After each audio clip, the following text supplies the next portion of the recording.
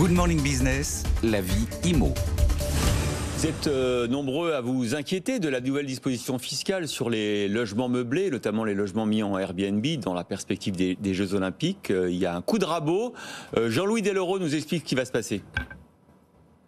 Qu'est-ce qui va changer en 2024 pour les loueurs en Airbnb? Alors qu'il est extrêmement difficile de trouver un logement, il n'y a jamais eu autant de locations Airbnb en France. Entre la Coupe du Monde de rugby en ce moment et les Jeux Olympiques l'été prochain, de plus en plus de propriétaires s'y sont mis. C'est pourquoi le gouvernement veut mettre fin à certains avantages fiscaux qui concernent la location saisonnière. Mais au-delà des effets de com', où est-ce qu'on en est pour le budget 2024? Eh bien, celui-ci prévoit de réduire ce qu'on appelle l'abattement forfaitaire sur les revenus pour certains meublés. Concrètement, lorsque vous touchez des loyers en location meublée, vous avez deux choix. Soit vous choisissez le régime microbique, soit vous choisissez le régime réel. En régime microbique, il existe un abattement forfaitaire en fonction de votre situation. Et pour ce qu'on appelle les meublés de tourisme classés, vous pouvez effacer jusqu'à 71% de vos revenus locatifs. Donc là, c'est là que le budget 2024 intervient. Il veut réduire cet abattement et le faire passer à 50%, comme pour les autres meublés classiques.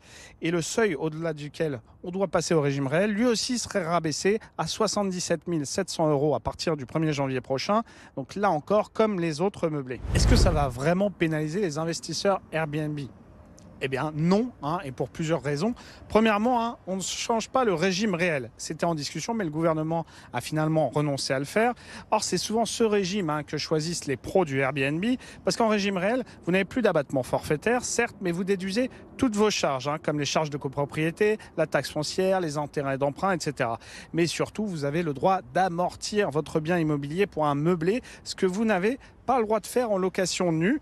Alors comment ça marche? C'est un peu comme dans une entreprise, par exemple pour un ordinateur. Si le PC vaut 3 000 € et que vous l'amortissez sur 3 ans, eh bien vous pouvez déduire 1 000 € chaque année de vos revenus. C'est exactement le même principe avec un bien immobilier et cela permet généralement de ne plus payer aucun impôt sur ses revenus locatifs. Ensuite, deuxièmement, la rentabilité des meublés, elle est bien meilleure qu'en location vide. Et ça, c'est pas prêt de changer. On loue plus cher un meublé qu'une location vide pour un appartement similaire. Et c'est encore plus le cas quand c'est de la location saisonnière. Troisièmement, pour l'instant, l'interdiction à la location des passoires thermiques, elle ne s'applique pas aux meublés de tourisme, alors qu'elle s'applique en location vide et aux meublés classiques qui sont loués sur longue durée en tant que résidence principale. Enfin, quatrièmement, en meublé de tourisme, vous n'avez quasiment pas de problématique qui est liée à des squatteurs ou à un locataire qui ne paye pas et reste dans les lieux.